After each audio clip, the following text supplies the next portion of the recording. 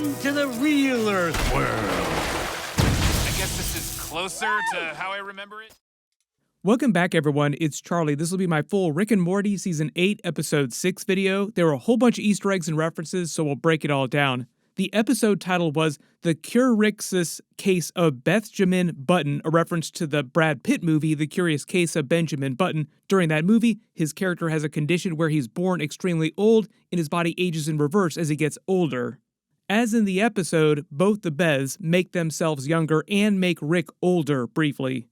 Weird coincidence, in real life, just as this episode was airing, I'd just been to Disneyland and Universal in real life.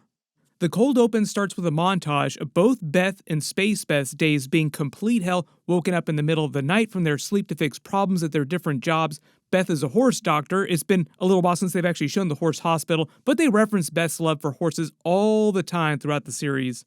Space Beth gets called to save a random alien from another terrorist organization that kidnapped him. The song that plays over the montage is the Cheers theme song. Danny Devito, the big guest star during the episode, his former real-life wife, Rhea Perlman, was on that show for its entire run, and he himself almost wound up on the show playing her ex-husband on the show. But at the time they were going to use him in the episode, he was unavailable filming something else, so they got another actor to do it. So if you wonder, Danny Devito himself never actually guest starred on Cheers. Love here this little bit about how deeply the jockey loves the sick horse getting the operation, like he looks like he was about to die of grief, worrying if he'd survive. They each get food on their way home, Space Beth coming back to the family home. It looks like she's subsiding on rations, breakfast units here, canned Gouda, basically soldier ration versions of regular food. And Beth's morning burger actually does sound really good, like, late night burger.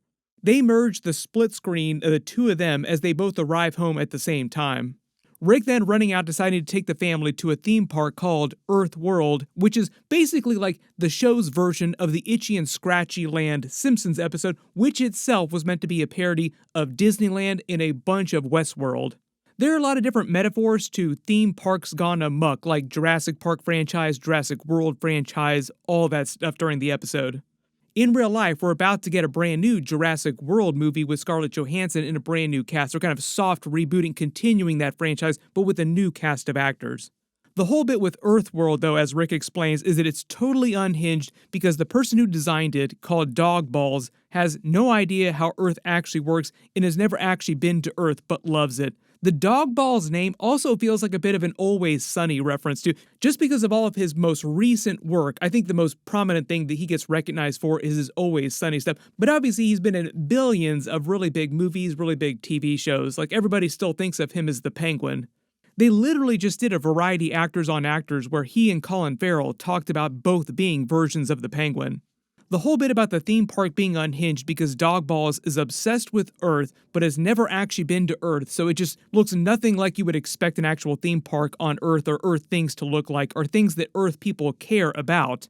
I think that's just meant to be a larger bit about how theme park rides that are based on pop culture, movies, or TV shows tend to be very different from the things that they're actually based on.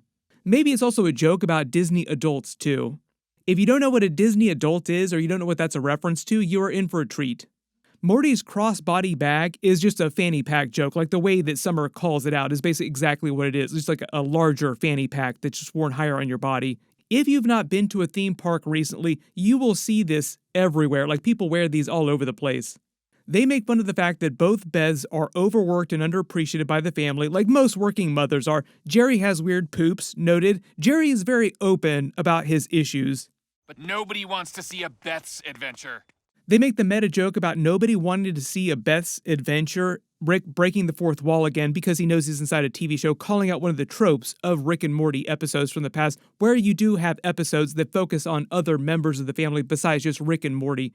In the idea that any episode that doesn't focus just on Rick and Morty or focuses specifically on other members of the family tend to be less popular, although there have been some solid episodes that do focus on some of the other family members. They use this to set up the rest of the episode where they do a more traditional format where Rick and Morty, the rest of the family at the theme park, are the A story and the B storyline is the Beth's storyline. They literally just did something like this in the past where they'll sometimes do episodes where there is no B story, like there'll just be one single story for the entire episode. Dan Harmon went off about this whole trope a long time ago, like in the early seasons of the show, where he talked about not really caring too much about connecting A stories with B stories all the time. They point out that the cloning has not made their lives any better, and Space Beth admits to already being drunk. Remember, they are basically alcoholics, just like Rick. Apple does not fall far from the tree. Also, side note, please don't drink and drive, just really bad idea in general. They do the standard intro. This time there are no scenes from it that appear in the actual episode. Last week's episode 5 was the first time this season that we got an intro scene in the episode. There's still 4 episodes left, so there's still a chance we get at least 1 or 2 more. Then they continue drinking, talking about how their lives have gone wrong. They mention almost marrying Pep Rosenfeld. I don't think we've actually seen him in a previous episode, instead of Jerry, and how that would have been worse for them, like their lives would have been even worse. They mention their daddy issues with Rick, which they also follow up on at the end of the episode. They've done this many times in previous episodes. Beth still has many daddy issues. Space Beth admits that even though she bailed on the family, her life got even worse in space. Like there's even more work for her in space than there was with the family back at home. And setting up the big twist of the episode when they decide that the last time they were happy was when they were kids, and they're going to use Space Beth's device to make themselves kids again.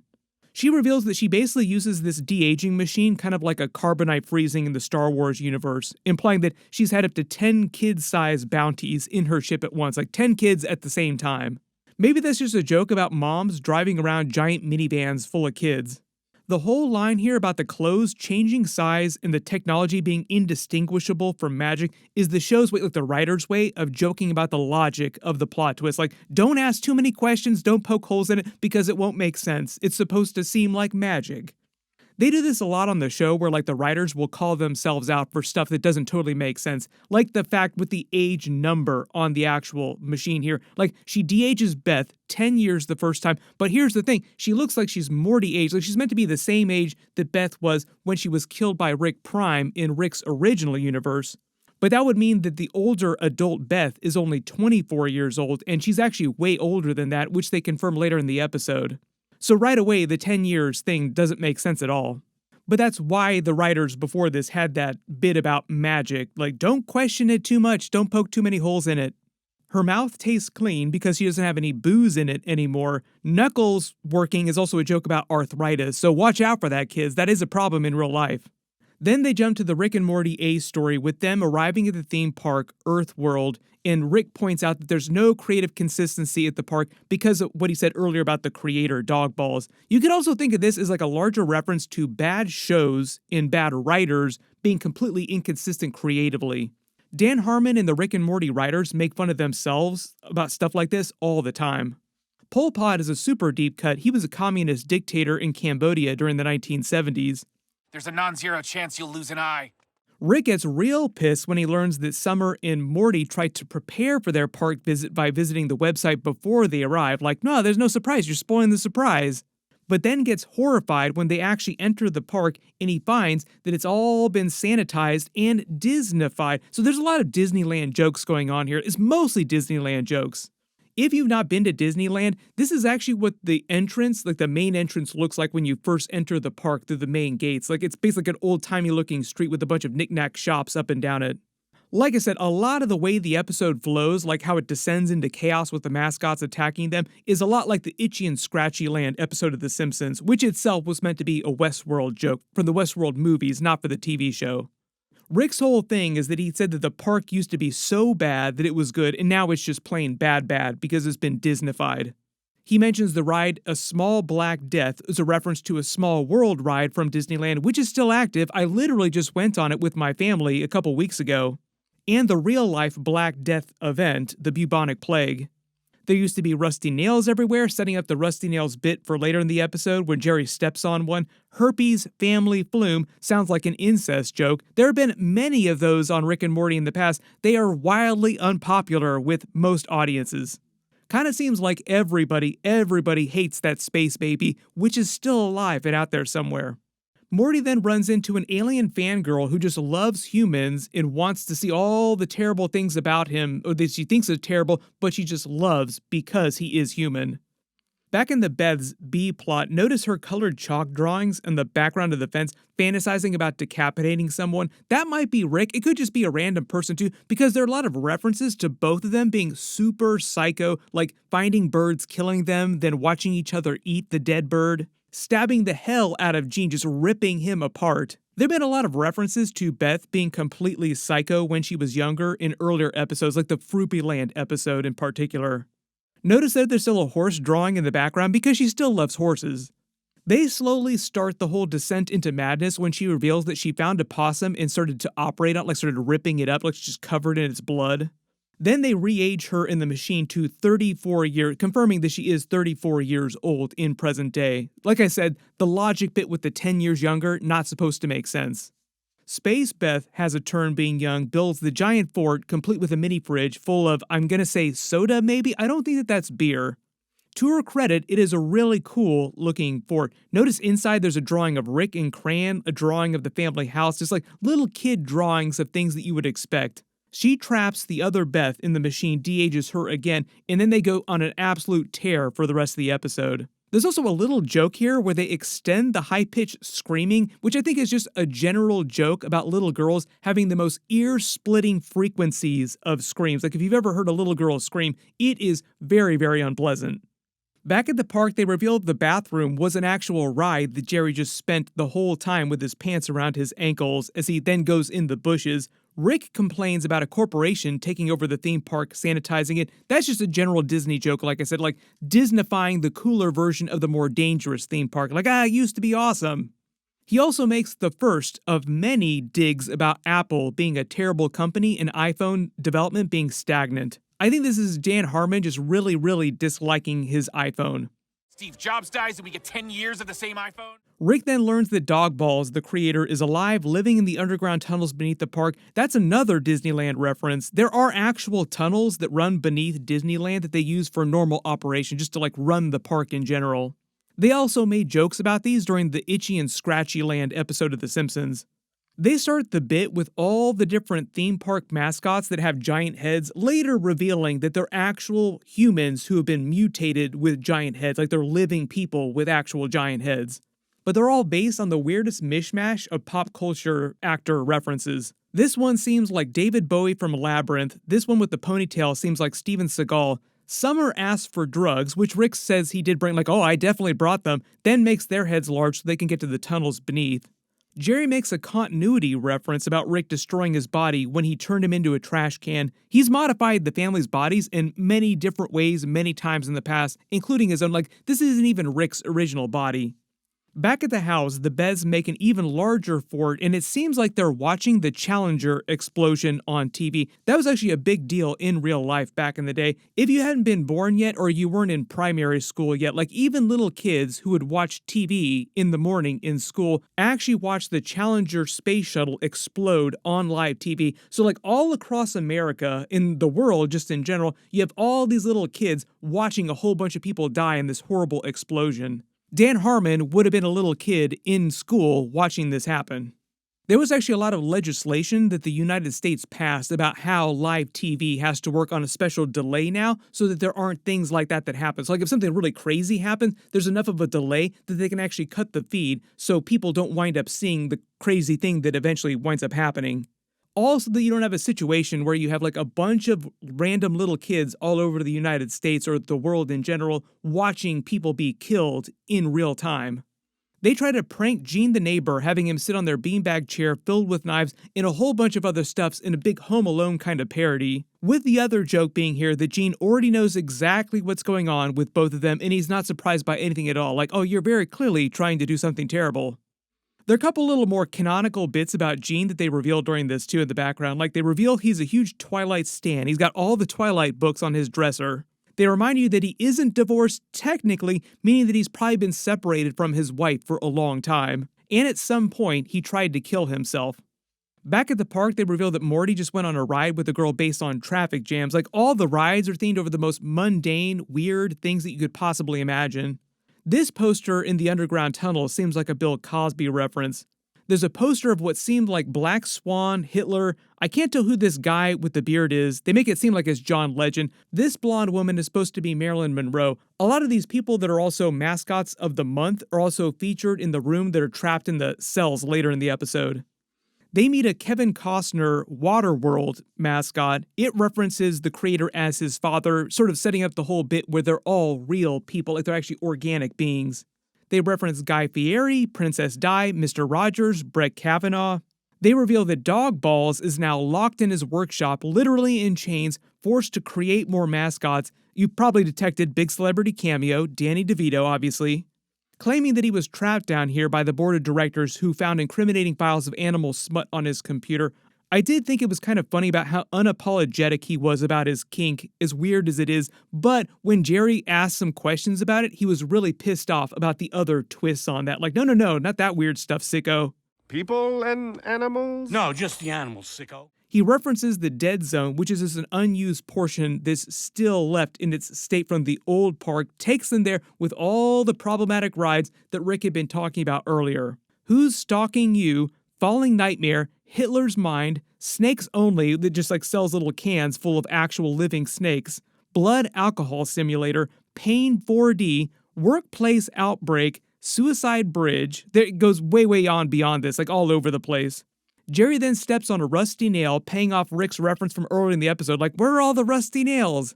Back at the home, the Beths then get into the air ducts and start cutting Gene up. They reveal they're both complete psychos, killed the bird, ate it, like I said, just all kinds of messed up stuff.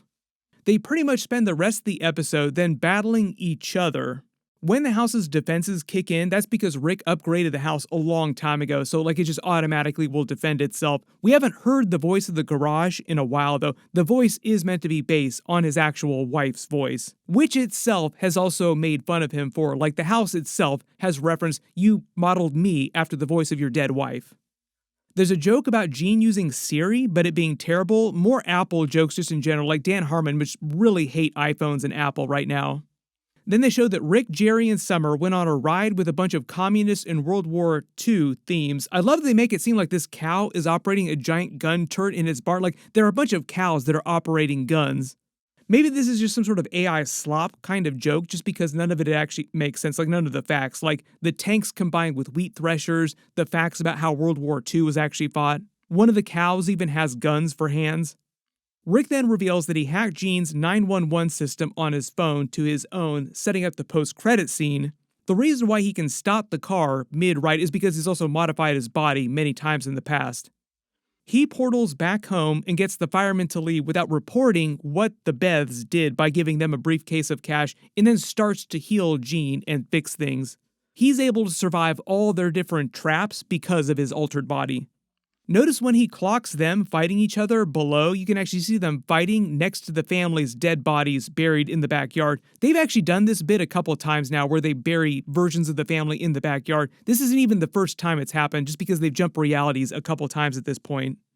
He makes the literal Home Alone reference because of all the traps. Then they go back to the theme park. This ride, themed around rabid animals, there's a secondhand smokehouse, spleen remover, murder horn is a Matterhorn Disneyland reference. Actually a fun ride if you've never been on it. This planet with all the monuments sticking out is probably an Epcot reference.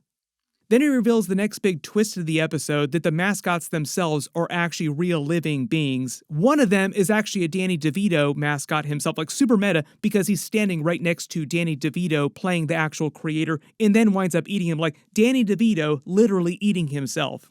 They make the reference to theme park stories gone wrong, Westworld, Jurassic Park, where things generally end in disaster, and his device then causes all the mascots to go haywire and start attacking all the guests. So there are a lot of references with all these different mascots. This one seems like Steve Buscemi as they all start eating him. There's a Ted Danson, there's a Weird Al, there's a Count Chocula one. Morty then starts to get it on with a super weird alien who has just bizarre kinks. You can let me know what you think this was a reference to, with her wanting him to say all kinds of racist stuff. They make a joke about confusing references, not being able to distinguish some of the different mascots, like who is this meant to be a reference to? I can't quite tell. This one seems like a Tony Hawk. There's a ride behind them based on janitorial duties. There's one that's watching paint dry, dog soup, group imagination room, Tower of Taxes, literal human trash, Mosquito Pavilion, this mascot seems like Nicolas Cage. There's one that's the entire Culkin family that's all morphed into like one giant mutant mascot. There's a couple more weird attractions: City Hall Crawl, Carpet Sample Stunt Show, a divorce-themed attraction, a serial killer paradise, hipster coffee, and then back at the home during the B storyline, the Beths make up. They team up to escape Rick's trap and then age him 360 years, making a whole bunch of references about being poor caregivers, and have a bit of a daddy-daughter kind of moment, like Cats in the Cradle kind of moment, where he basically tells them that he is proud of them, and they all start breaking down crying, and it turns into a big joke because his body is so old it literally starts breaking, like he starts crapping himself and his bones start breaking. For a brief second, they hallucinate him as he was when they were little girls, like this is the age that his real Beth was when she died too. My Beth died. There are a couple canonical references back to that event too. Remember, these Beths actually belong to Rick Prime technically. That was what he meant when he said, "I didn't leave you, my Beth died." This Rick basically moved in after Rick Prime abandoned his family. They go back to the park. There's a ride themed on just the food part at baseball parks. This redhead here seems like a Lucille Ball reference. They make a joke about not being able to tell the Culkins apart. There's a Hayao Miyazaki mascot in the background. That was actually pretty cool. He's even wearing his apron like you usually see him when you see him on video. They get chased by a Macho Man Randy Savage one, Charlie Chaplin. JP3 Sucks license plate is a reference to Jurassic Park 3 sucking. I guess the writers that worked on this episode just did not like Jurassic Park 3. There's a Wendy's mascot as they take off and head home, and then back during the B storyline, they end with the same type of Bez montage at the beginning of the episode, where this time they're fixing Gene's house and just fixing all the damage that they caused, just as the family crashes home. During the post-credit scene, they pay off the bit with all of Rick's 911 messages that Gene's phone left, and it's Rick's voice modulated with the answering service message. There are many, many different 911 calls that Gene has made in the past. They've actually done this bit in previous episodes where they just play a bunch of random messages on a voicemail. My favorite one, though, was his home being attacked by the smaller living home that was also wearing its own ski mask, like a living tiny home that was trying to rob his home. Most of the crazy things that were happening in the different voicemails were just kind of generic, but the pigeon wanting to see his birth certificate I think is meant to be an Obama joke. People kept yelling about Obama's birth certificate during his presidencies.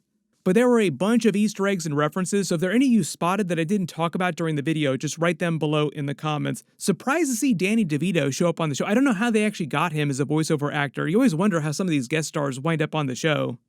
My full episode 7 video will post next week after they release it, so be sure to enable alerts for my channel so you don't miss that. There's a bunch of big stuff happening this week. Dan Harmon hasn't quite started talking about Season 8 yet, but the show's been renewed through 12 seasons, so we'll probably start hearing more about what they're doing in the future pretty soon. Click here to learn about the final death of the Sony Marvel Universe, and click here for all my Rick and Morty episodes. Thank you so much for watching, and I'll see you guys in the next one.